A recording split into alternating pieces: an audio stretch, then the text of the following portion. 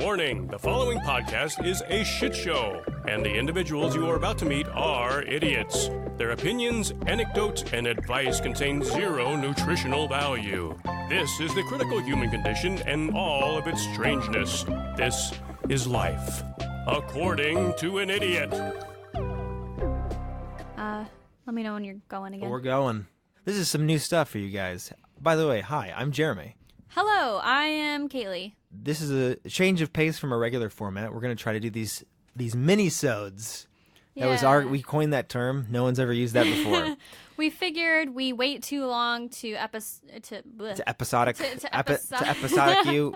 Whenever we episoditize you, we take too long. Yeah, we take too long to inform you on things, so we decided to do mini episodes to fill the gaps in between, so you guys are still getting content from us, and you don't miss us too much, and maybe don't forget about us. Ew, gross. That's such a Don't mom forget thing to about say. me. Don't you forget about me. Forget about me. We want to keep you guys addicted to our sweet asses 24/7, 35 days a week. Inject this into your veins, paw. Said the heroin user to his heroin user father. Basically, the format of what these mini episodes are going to be is we don't do so much of the bibble babble first. The usual segments like the Tinderellas and the Science Corners, we're going to save for our full-length episodes. These are strictly going to be based on stories or topics that we find interesting that maybe wouldn't fill a full-length episode. Exactly, yeah. So these are more of the shorter topics, maybe like half the time of the regular episodes. I hope you guys enjoy it. Please let us know how it affected you viscerally by emailing us afterwards. Psychologically. Give us an evaluation. Be evaluated after you hear this, and then tell us how it goes. So I'm just going to jump into it. You're going to hear a lot of my voice, so sorry. It's a dream come true. You're welcome. So this is a real-life orphan story. I'm so glad you said that, because I'm so tired of the fictionalized orphans that we're always hearing about. I know. Oliver Twist. I think Charlie and the Chocolate Factory. He wasn't an orphan, but he was close to it. He had so many grandparents. There's no way but he'd none be of an them orphan. none of them were supportive. You know, they were all living off of his parents, who were busy working, couldn't give attention to him. That's true. They were all in bed. Spiritually, he was an orphan. Sure. Anyways. The famous orphan, Charlie from Willy Wonka. From Willy Wonka. Willy Wonka. I don't know. Annie? That's an orphan, right? Yeah, Annie, yes. Yeah, she's like the token orphan. I don't know why I didn't think of that first. Yeah, Oliver Twist and Charlie. I'm talking about the Orphan movie in particular that came out probably, 5? I have no gauge of time. I would say probably 10 years ago now. 7, 9, yeah, around 10, there. Some amount of years ago. That's been a while. But basically, the premise of this movie was that... It was a horror film. It was a horror film where a family really wanted to have a kid, and for some reason the mom couldn't. She already had one daughter, and there was like complications with that. So they decided to adopt another daughter, and she was probably around 10 or so. She was a relatively little girl. What happened was the girl was fucking psychotic, and she tried to kill the mother and was trying to seduce the father and like kill the daughter too. Yeah. And they found out towards the end of the movie, spoiler alert, that it was a grown-ass woman who stopped growing and was able to mask herself as a little girl. She still had the attributes of a prepubescent female. Yeah, she was grown, looked young, passed herself off as a young girl so it she was could... the ultimate con. Yeah, to be adopted. And she did that a few times before. Right.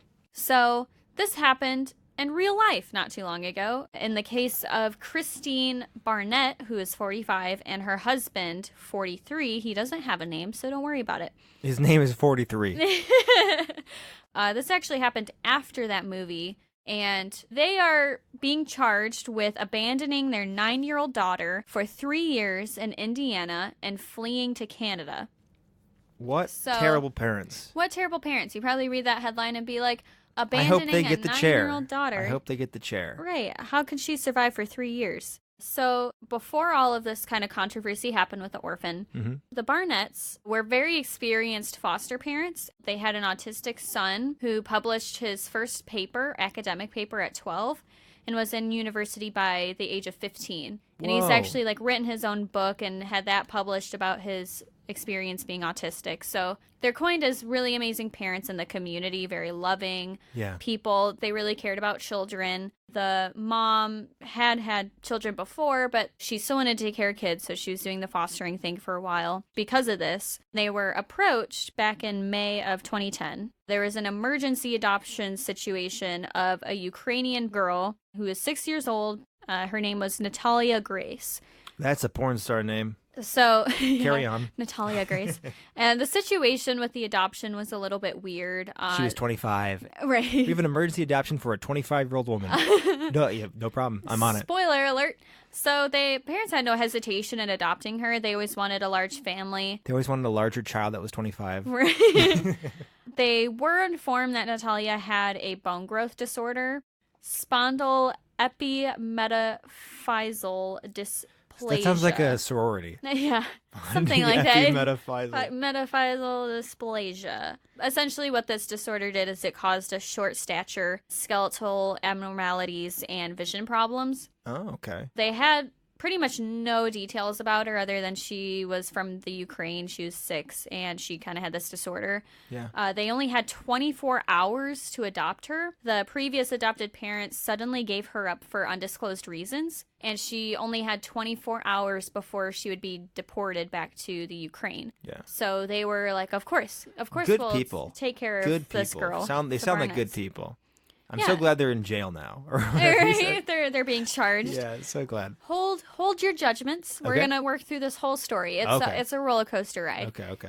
So within a year, Christine, the mom, claims that Natalia tried pushing her into an electric fence, Oh. poured bleach into her coffee, Oh. and threatened to stab them in their sleep. This was how soon after adopting her? A year.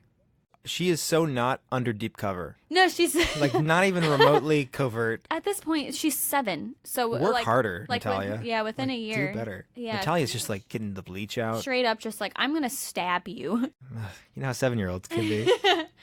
I don't know, but at the same time, like, if you grew up in a really shitty That's true. situation, If they're foster parents, they're used to kids that come out of bad situations with baggage, emotional, behavioral issues. right? She probably learned that from somewhere. Well, you know? in her 26 years of being alive, her 26 however old she is, a grown-ass woman. Right. This is a quote from Christine, the mom. Quote, "She was standing over people in the middle of the night. You couldn't go to sleep. We had to hide all the sharp objects." Unquote. Wow. That's fucking creepy. That's bizarre. Because so far, though, it's really like life imitating art at this point. Yeah. It's like the movie. It's like the movie. I But wonder this if she couldn't have saw been- the movie and was like, this is the perfect yeah. plan. But we're not going to hold judgment yet. That's right. Another quote from the mom. "The media is painting me to be a child abuser, but there is no child here." Unquote. Good point. Another quote. "Natalia was a woman. She had periods, adult teeth, never grew a single inch, which would happen even with a child with dwarfism." Unquote. Which is really creepy. Jesus. Can you imagine like trying to do that marking thing on the door? And it's just And the it's just same all it's the the time. same constantly. Yeah. Well, can you imagine like bathing a child and they have pubic hair and all adult teeth? Well, I'm glad you said that because she said she was alarmed giving her the first bath because she already had pubic hair Jesus. and she was 6. She was like, "Whoa, what are they feeding you in the Ukraine?" Oh, right. That's so creepy. That is a thing though. Like 6 is very young, but for children like young girls that don't have a supportive father figure, Yeah. they can go into puberty extremely young. That's part Is that of a real thing? Yeah, it's part of like an adaptive strategy. I learned it in lifespan development. If you don't have like a supportive family, then biologically you can't invest more in yourself and your body. So instead your body's like, shit, this is stressful. We need to produce like now. We need to reproduce. We need Find to a get this mate going. that can protect us. Exactly. Whereas if you have like a supportive father, Yeah. then your body doesn't necessarily have that stress going on. And so you're able to fully mature or take your time maturing because you have somebody supporting you already. So, Wow, that's really, really wild. yeah, I thought that was really interesting too. They did studies on it, and yeah, I thought that was really cool. That's not necessarily off base, but Right. 6 does seem like really young. 6, 7 seems really young. Yeah. But at the same time, they could have gotten the aging wrong because she was from the Ukraine and like the paperwork was all wonky. Right. So she might not have been exactly 6. She could have been maybe 6.5, which, that's, Right. that's when the pubes grow in, as you know. Right. I don't know. She could have been 10, let's say. Right. And 10, it's more plausible where you would be going through puberty if you had an extremely stressful childhood situation. And hormone stuff like that, when it comes to medical issues, including reproductive, you have anomalies all the time. Like I think wasn't like the youngest woman to ever give birth, the youngest female to ever give birth was like 8. Yeah. So like it's all over the place. Shit happens. But it is odd. It would alarm me too, but Right. it's not necessarily conclusive of her being a woman either. Right. And by the way, by shit happens, I don't mean like 8-year-olds get pregnant. Shit happens. That's Thanks not for normal. that clarification. I want to make sure people know that. Hey, whatever. Shit happens in the sense that Biologically. the hormones are wonky and they're not the same for everybody. Yeah, a glitch in the matrix. Yeah. So Christine gives more proof in that she is a woman. She said that she hated dolls and toys. She preferred the company of teenage girls and used sophisticated speech way beyond someone of her age, which I don't necessarily think of as her being an adult either. I didn't like dolls really either. Like I did, but not in the way other girls did. And I always preferred people older than me too. Right. I hated playing with people my age. Certain kids don't sync up with, Yeah. And I always sought out people older than me. that you viewed as more mature. Yeah, everyone like kind of develops differently, and some people are just more drawn to like the authoritative or like more mature, Yeah. Figure. Then you want to be dominated? Oh yeah. Socially. I want to be socially dominated. She could be 10 though. We She don't could know be for 10. sure. Yeah. And sophisticated speech too. Like you kind of take up speech from what's around you, and if they don't know what her situation was before, who's to say she wasn't exposed to that? That's true. So Now, was it sophisticated English? Because she was from the Ukraine, supposedly. It was English. Another point that she makes in there is that she had no trace of a foreign accent or understanding of her home language. Oh. But I looked into that too, and apparently that's not uncommon either of children moving away from their home country. It's part of like a stress response. Oh. They can completely forget their home language, but still not know English. I have that problem sometimes. Yeah, right? But again, like that would be alarming Totally. for a mom. Like, you don't know that. Well, considering everything else as well, she's got all her teeth. She's developed pubes. And, She likes old people. right. But also she's standing over people in the middle of the night. She put bleach in coffee. Like, at some point, you got to be like, okay, let's get somebody in here. Let's get a therapist. Or at the very least, a priest. Right, a priest. So doctors confirmed after the fact, after all these warning signs, the doctors confirmed that she was suffering a severe psychological illness only diagnosed in adults. Doctors confirmed that she's scary as fuck. Yeah, it gets even worse. She was jumping out of moving cars, Ugh. smearing blood on mirrors, hearing voices, and doing things you could never imagine a child doing. Okay. And I feel like, yes, those are all really scary things, but also what you just mentioned were things that I couldn't imagine a child doing. there aren't things I would imagine an adult doing either. Well, you can imagine anybody doing anything. Yeah, you know? like, of course you wouldn't imagine a child doing that. If you're like some bleeding heart mother, you're going to see every child as an angel. Right. A miracle, a gift, especially if you have problems with conceiving. Oh, yeah, good point there, too. Every child's a gift. Yeah. So, of course, you're not going to think a child is going to smear blood all over stuff. Like, that's Right. not your thought on what a child is going to do because you think every child's a gift. So far, you've overlooked every other red flag. So, of course, you're going to be like, I can't believe she's smearing blood in the mirrors now. And I mean, like, with severe psychological disorders, I'm not going to say it's common, but it's not unheard of either. So any kind of irrational behavior, it's not uncommon for that to be tied to a serious psychological issue. Definitely. And she was diagnosed with one. Yeah, it's only diagnosed in adults, but that doesn't necessarily mean that she's an adult. Maybe the doctors didn't know what the hell they were talking about. That's what I like to believe in. The doctors are very sketchy in this story too, because they took her to the family physician that they have to order a bone density test to determine the age. And the results suggested she was at least 14 years old or older. I mean, like, that 14, yeah, sure. Like, I guess that would kind of fall into everything that she's experienced. So, like, not crazy, not exactly the daughter you wanted, Right.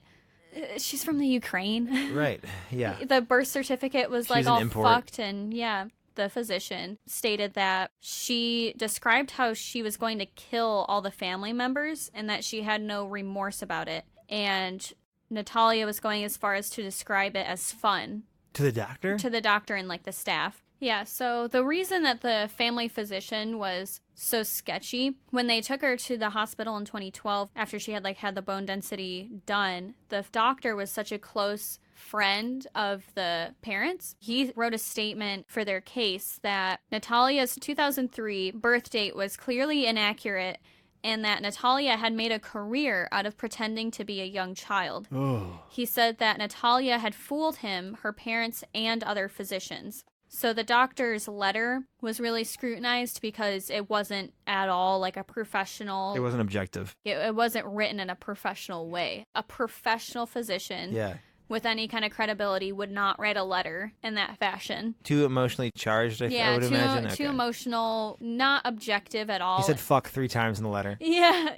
She said that they did attend therapy together, finally. Yeah. And that was the last option. Great. Last-ditch effort. And she would scoff at the childish bonding exercises, which I think is kind of hilarious. That's great. That's because, fantastic. if she is 14, of course she's going to do that. She would scoff. If the therapist thought, this is some 10-year-old and treating her like a 10-year-old, I'd be fucking pissed too. Sure. Yeah, I'm going to... What do I look like? I just heard the whole time.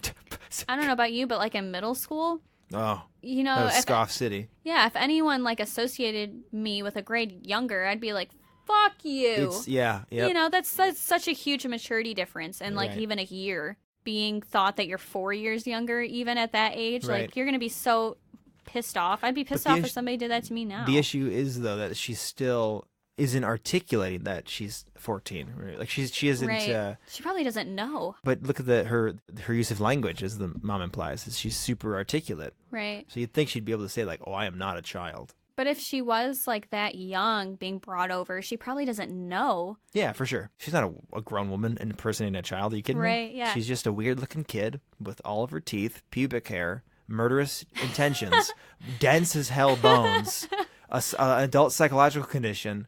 And she refuses to bond with me. That's all it is. But you can see how it's from both sides. Well, is the mom right? Or is the child just a child who's mistreated? Or is that a grown-ass woman? I think I would probably pump my brakes at the bone density test. So there's still more to this story. I don't want you getting ahead of yourself here. Okay. Do we ever get to learn about this nameless husband?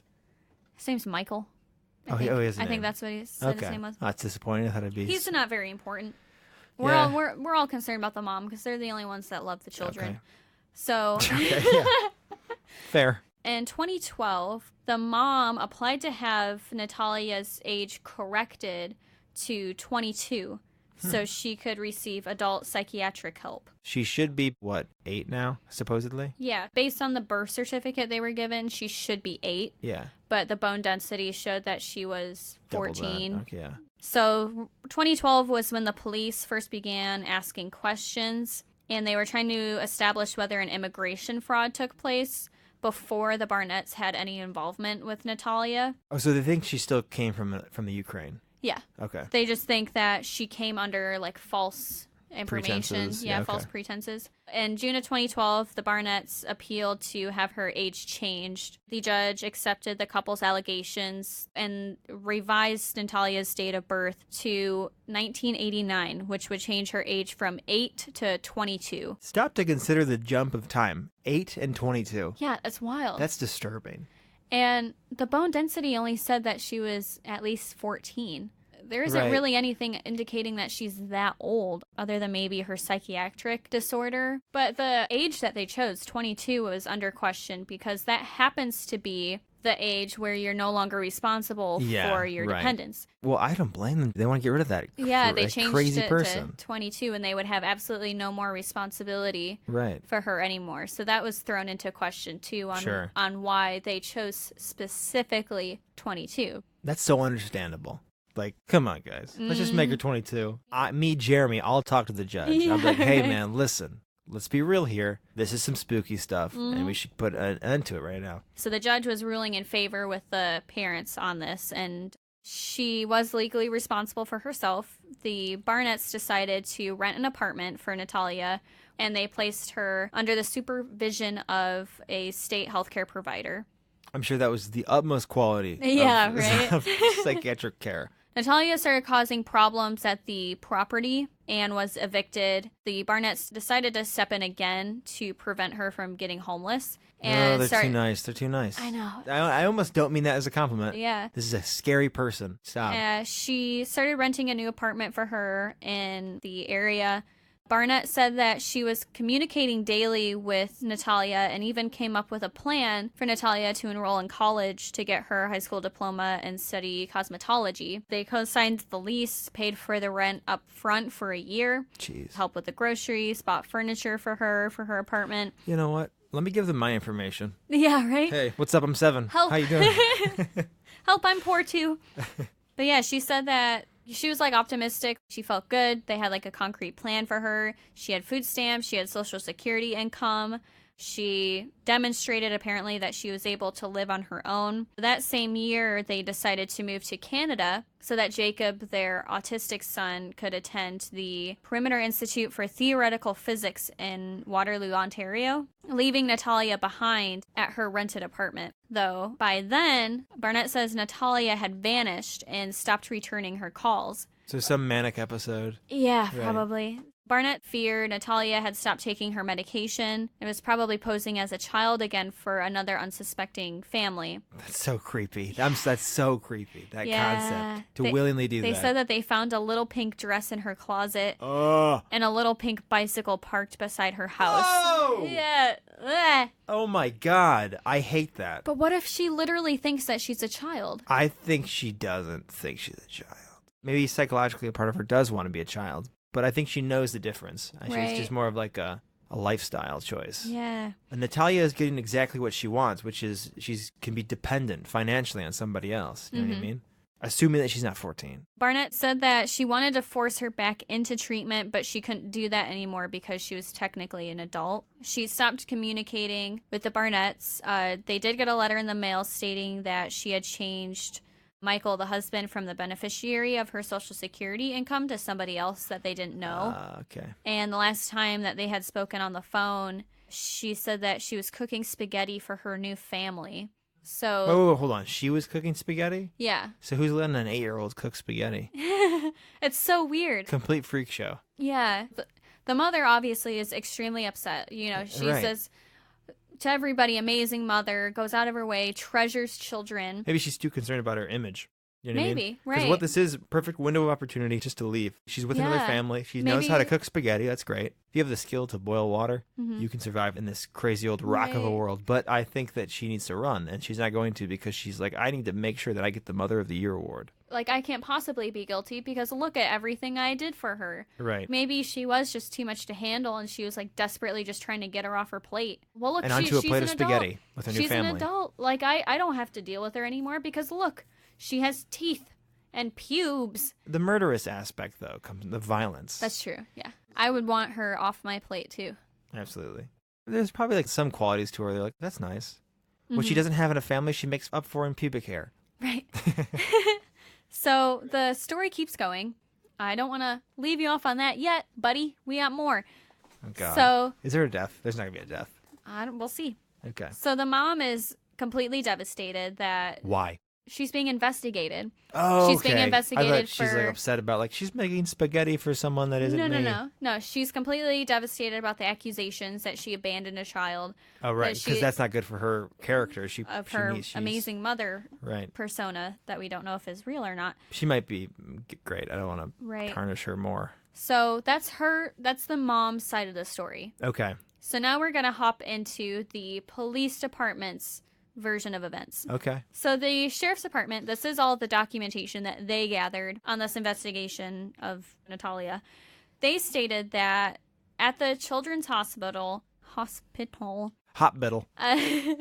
Dr. Riggs carried out a bone density test on Natalia in June of 2010. So this is 1 month after she was adopted. It concluded that she was aged approximately at 8 years old. So this would be 2 years older than she was supposedly going to be on her birth certificate. But was that a different bone density test that said she was 14? Mm-hmm. So there's 2 done. One was done much later? There's 3. A further skeletal test carried out 2 years later at the same facility concluded she was around 11 years old. Oh, she's just growing real quick. Yeah. She's a superhero. Someone called the Avengers.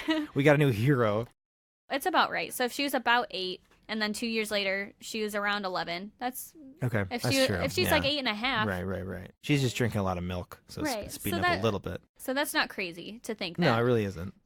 I think the original other one was around 2012 or 2013 that said she was 14. Okay. But these 2 other scans Says that she's growing at a normally. children's hospital, Yeah. says she's growing normally, but she was slightly older than she was supposed to be.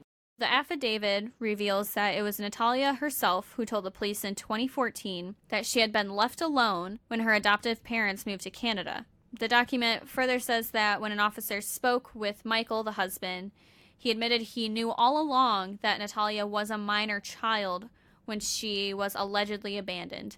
What? Yeah, so... What? The husband said that. The husband said this. Mystery Michael. Yeah, he divorced Christine in 2014. Okay, here we go. Has since remarried and settled back in Indiana. So he Right. left Canada. Still didn't come back to help the little girl that he claims they knew was Abandoned. young and abandoned. So Yeah, still so- not totally out of the I'm assuming- legal waters. Yeah, maybe that weighed on his conscience and he couldn't be with this woman who knowingly abandoned a child. Well, maybe she was running the show the whole time. Right. Furthermore, in the document, it adds that Michael, the husband, admitted that Christine told Natalia to tell others that Natalia looks young but was actually 22. Okay. She told Natalia to say that when people asked her Yes. her age. Papa says, Mama says, Mm-hmm. baby, tell people that you are 22. a woman. A woman. A woman. She a woman. Of course, the attorney denies that Christine ever said this. Of course. He can't prove it. The police affidavit is not true. Michael never said that he knew Natalia was a child. The police knocked on Michael's door, and he spoke to them for 3 hours without an attorney present. Okay, so what that means is they knocked down his door and he was interrogated for 3 hours. Yeah.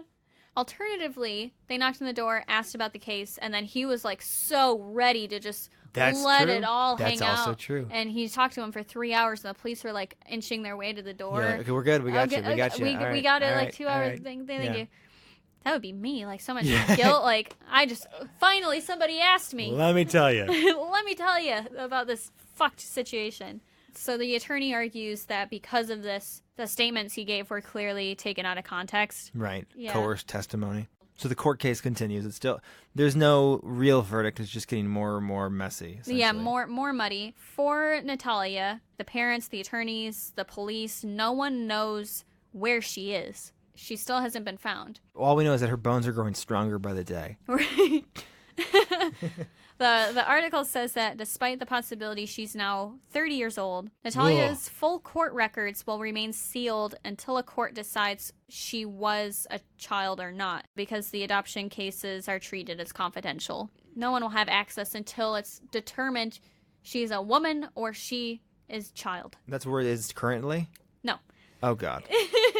So, Natalia last saw her adopted father, Michael, when she was in court in 2016. Yeah. It says that Natalia was living on her own, and a couple named Antoine and Cynthia unexpectedly applied to become Natalia's guardians, which meant proving she was a minor and restoring her original birth date. A judge ordered a fresh hearing to establish Natalia's age, with Michael Barnett, the father, and a number of experts giving evidence. So they're still trying to figure out the age. They're still trying to figure out the age, yeah. Such a compliment to her youthful looks. Yeah, her youthful appearance. You could be 30 or you could be 14. We're not really sure. We're not sure, but we're frightened. The couple tried to overturn the 2012 results, thinking she was still a child. The Barnetts filed an objection, claiming that Natalia was an adult.